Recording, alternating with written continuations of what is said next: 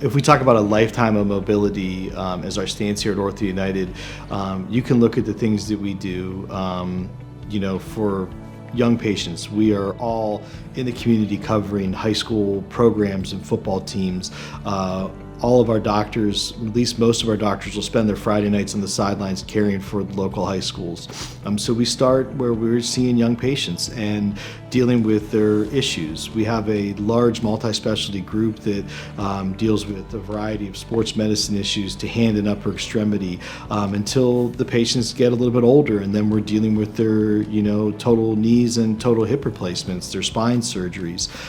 We've been doing it for a long time, and we plan to be doing it for a lot longer because all of us take a lot of pride in living in Stark County and treating patients from Stark County.